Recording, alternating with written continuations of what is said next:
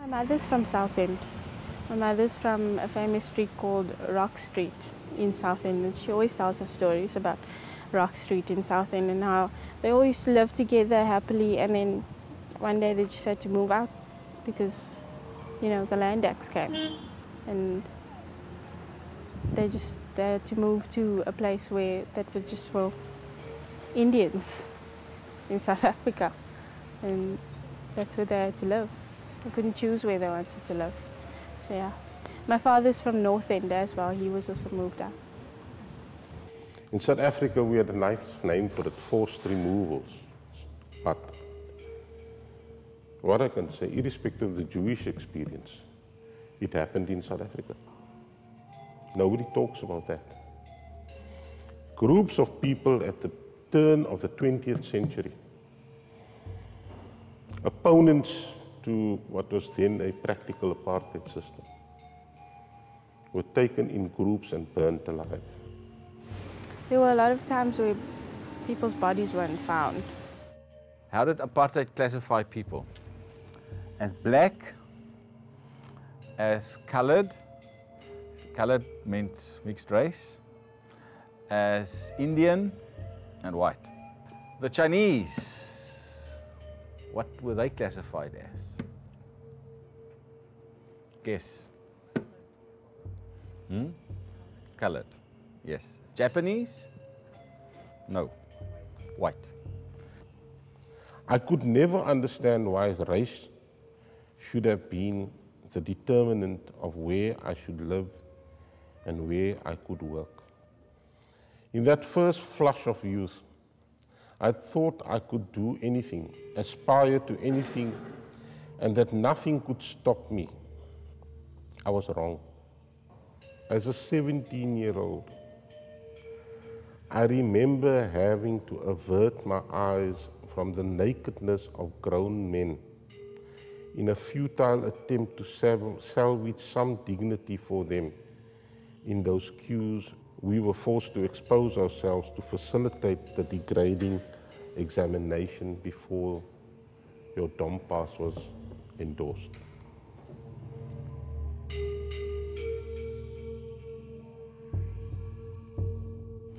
I came to terms with it through one event. When I was little, I was maybe 17. It was late at night, and two policemen came in, looking for my uncle, my mother's brother. She was absolutely livid.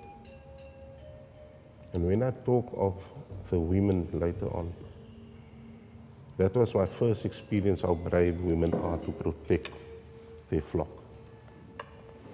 She took a stiletto and she clouted this policeman over the head. And I remember this incident so well, because I was the one that was asked, and I did it, to clean his blood off the walls. But I think on this trip I've realized that there are a lot of things within myself that I need to reconcile as well and deal with. A lot of things. But just realizing from my father's talk what he went through. I mean, we've spoken about it before, but he's not one to openly speak about it a lot. And I think I just realized that, my father went through things that he shouldn't have had to go through. As his daughter, it's hard for me to deal with. But then again, I think that there are some children that lost their fathers in the struggle. I still have mine.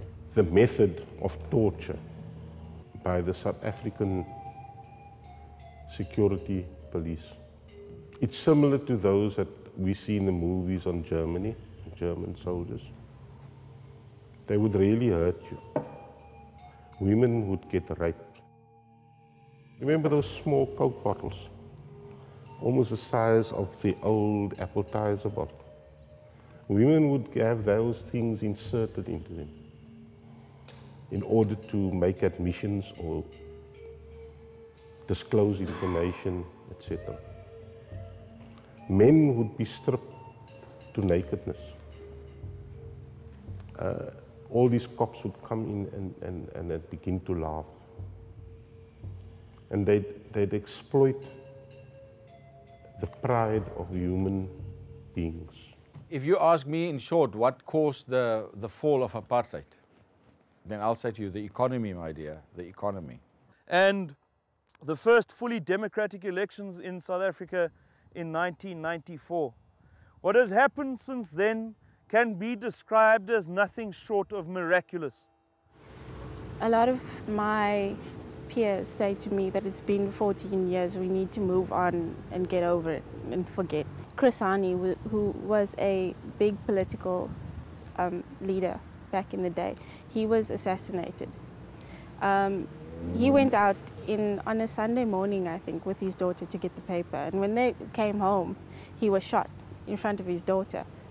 That's something that she's never going to be able to forget. So I think in terms of that, people are going to need a lot more time. And it's going to take a lot more time for racism to completely disappear. Maybe it will never, but we have to keep working on it because it's wrong. But it's going to take a lot more time than just 14 years. 14 years is not that long. It sounds long, but it's nothing compared to the amount of destruction that happened, the amount of time that it took to happen. South Africa chose the Truth and Reconciliation Committee as a tool. In order to reconcile, the full truth needed to be unearthed. And to be able to achieve that, the TRC promoted the coming forward of perpetrators by offering the possibility of amnesty for individual violations of human rights in a political context. Now, many cases was heard, 22,000 of them in a 2.5-year period, and this TRC has usually been seen as a success in terms of making the full truth known and therefore making reconciliation possible. But the TRC is also criticized. People who did horrible and horrific things were granted amnesty just for the sake of, reconciliation. The most important part of the preamble of that act was admissions and forgiveness. I was actually today listening to Judge Pile, and here we are. We had the Truth and Reconciliation Commission. Everyone has been reconciled, and we had to do that because it's for the best of our country. And then those who are begging on the streets are black children. Those who are hungry are black people. Those who live in shacks are black people. White people are actually driving fancy cars. They live in nice areas, and they're avoiding going into dodgy areas where black people live. Isn't that the apartheid? The biggest victim of the apartheid system was education. We have come a long way from the apartheid, but now we still have a long way to go. Kids are paying school fees. The parents cannot afford to pay 20 rands for the whole year. Cannot afford 20 rands, something I spent in an hour's time for my lunch. It's just like moving from one area to another. You feel like moving between one world and another. Exactly. It's like traveling from you have two different countries within one country. And I think that I knew that it would be bad, but I think one thing that really hit me was the first night we were here, and people were saying, let's go to the beach, and it was nighttime, and Babs said, you can't do that. People live in the sand dunes. I mean, something like that really drives it home for you, how bad off people are. And I have real trouble seeing students, college students, sitting inside of a restaurant with their Louis Vuitton, bags that cost them $4,000 when there are people who literally can't afford to put food on the table and don't have running water and don't have electricity when it's pouring down rain in Cape Town. I mean, to me, that's unacceptable. And it puts so much into perspective for me, and here I am griping about I don't like mayonnaise on my sandwich, and there are guys just digging them out of the trash. We are out in the middle of nowhere. We're having dinner here with the farmers. Oh, great. Mine's going to be like... It's Rebecca's bag. The American students, I think they've grown up in a much closeted, protected, and cozy society than the rest of us. And so most of them complained yesterday that they have brought them to a bush, whereas some of us are like, oh yes, this is nature and I am back. Okay, today is day 25 in the Big Brother house. We are in South Africa. We are in a very, very hospitable farmer's house. I think travelling around for a month like this is quite taxing on people. And the little cracks are starting to show. Like Laura is super grumpy, Lee is on edge. I'm too tired to think anymore. I'm too tired to absorb any more information. I'm trying to remember what we did this morning. Honestly, yesterday I was dog tired. But today is a new day.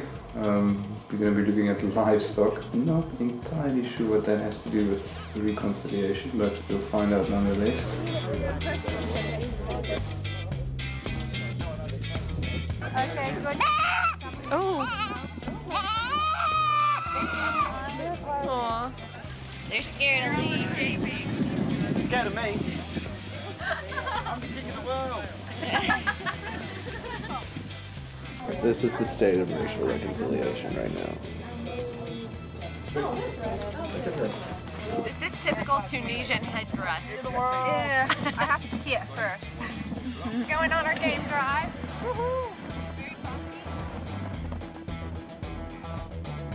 I am Tunisian, so I speak Arabic, but I speak, which is my mother tongue, but I speak French as good as I speak Arabic. And I speak English. And I'm really grateful to the Tunisian education system because of that. I do also speak fluent Italian and a little bit of German. Can you say race, religion, and reconciliation? Which language? Race, religion et réconciliation. اللون، الدين، التسامح.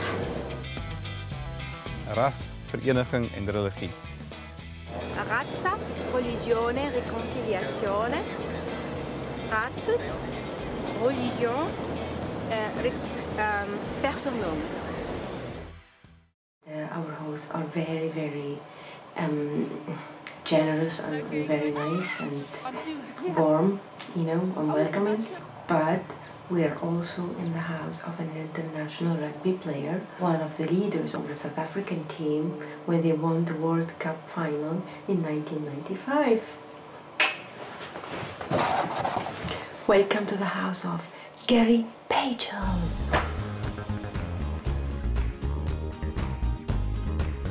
Nelson Mandela had the vision to see that sport could be a major unifying factor in South Africa. And we all saw the 1995 World Cup where the Springbok rugby team usually was associated with the nationalist government, and they were banned from playing in many countries due to the sanctions that were imposed by other countries. And so the Springbok rugby jersey was almost a symbol of oppression to many black people in South Africa. And there was a talk about them doing away with that and replacing it with the protea flower, which is more neutral. But Nelson Mandela decided to embrace the symbol, and he wore the rugby jersey of the South African team's captain on the day of the match. And when they won, he went up and embraced Francois Pienaar. And that, I think, did more for our nation's movement towards reconciliation than any religious movement.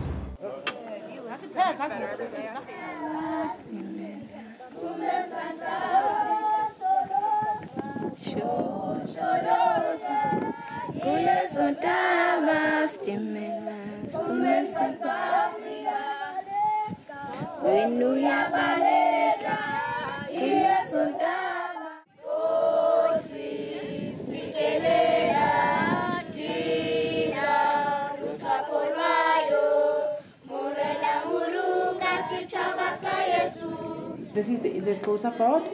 This is, I'm not sure if this is Sotho. This is Afrikaans and this is English.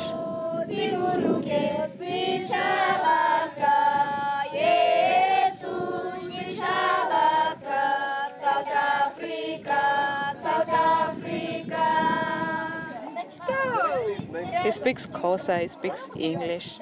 That's his best friend. Thank you very much. Thank you. But I didn't persuade. But the government's also starting to phase out farm schools. So if there's a teacher retired, they'll just close the school because they just think it's not worth it. Going to this school and listening to the children singing and seeing the amount of poverty and listening to the fact that they would not have a chance to pursue their education further than primary school, which is indeed very limited to kind of religious education, religious singing, just breaks my heart in two. I feel like life is so unfair that, you know, some people, depending on where you're born, you'd have a chance to evolve, or you just, you know, you're condemned for your whole life to poverty. And it's just so emotional. The other day when we were at Eleanor School, and the children there, oh, they were so precious. It was so powerful to see these small children singing, marching in the light of God and marching in the light of God. And how, you know, I never forget what Jesus has done for me. That was just, it was beautiful, and it made me cry. It was amazing that there we were out in the middle of nowhere, and these children of all ages were going to this little school, and they had one classroom in the school and one teacher teaching all the grades. And then they're grateful for what they have. They have nothing, and yet they're still grateful for it. And it just shows that all the money in the world can't buy you happiness. The children show a lot of promise, but it was sad for me to see the lack of resources. I went to a very small rural primary school. It wasn't quite as small as that. There was only 43 pupils in the primary school that I went to.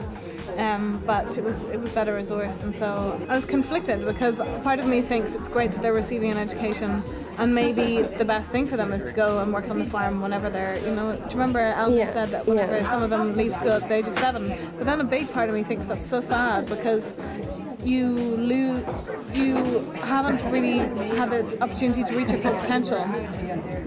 And these kids could probably do amazing things. Yeah, they can. But you know, the school, it's so small. The school I went to, my class, there were 89 people. I think 89 pupils in one class when I was doing grade 1, which is the lowest grade. And how was the teacher able to accommodate everybody, to pay attention to everyone? Teach everyone to read and write. Yeah, at the same time, it was not easy. It was not easy. But when I went there, I saw that they have resources, because we used to sit on the floor.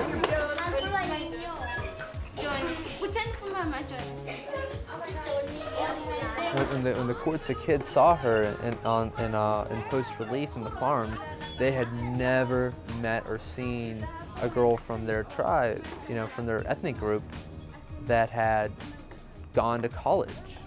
And you know, it's difficult to, you know, you can bemoan their 7th grade education and the structural oppression that they came in, but they at least lived somewhere safe and with consistent work. I grew up without a father. I only had a mother looking after me. The 6 of us in the family, my mom has to provide to everyone in the family. I had to work hard. I told them, nothing comes easy, we just have to work hard. Because if you're living in an area where you don't see others around you who are succeeding, who share your complexion or your gender, sometimes finding inspiration can be difficult. This year, I was fortunate enough to be appointed as Director of Social and Philanthropic Affairs on the Graduate Student Council. That's a mouthful. But one of our goals or projects this year will actually include raising or actually collecting school supplies for the farm school that we visited. I see myself in them. We'd like to think that we're invincible, that you can put me anywhere in the world and I will still be who I am today. But that's not necessarily the truth. I felt guilty for being part of that society, the white dominant society. In fact, my ancestors were all missionaries, and there's issues with that. I feel like I'm on some kind of a pilgrimage to reconcile my history with my family and my own issues with that history.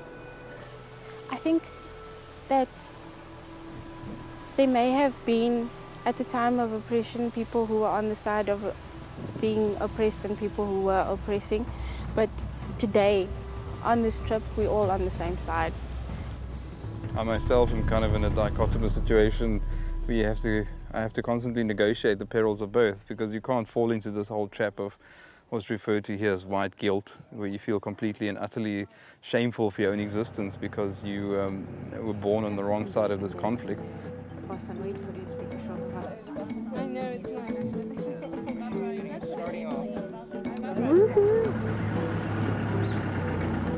can also do it with your child.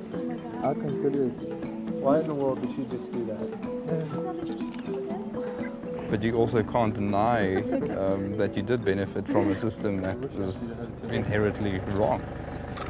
So how do you negotiate the perils of that? And I mean, that's a question I basically ask myself every morning I wake up, is what do you do? The closest I've come to a solution is to acknowledge that yes, I benefited in certain ways. I had a pretty good education. It was afforded to me by a basic unjust system. And the only way that I can see that I can contribute is to somehow give back in that shape. I also teach English in the local townships. I was actually quite blown away to see the enthusiasm that a lot of these kids had when we started with the project. And there's like a genuine desire to learn and to better themselves. I think, and I mean, it's one of those things that's heart-wrenching really when you go to a lot of those schools and the infrastructure is not great, the classes are overcrowded, yet you'll always find people who are really enthusiastic and excited about learning. I don't know how they do it, but they do.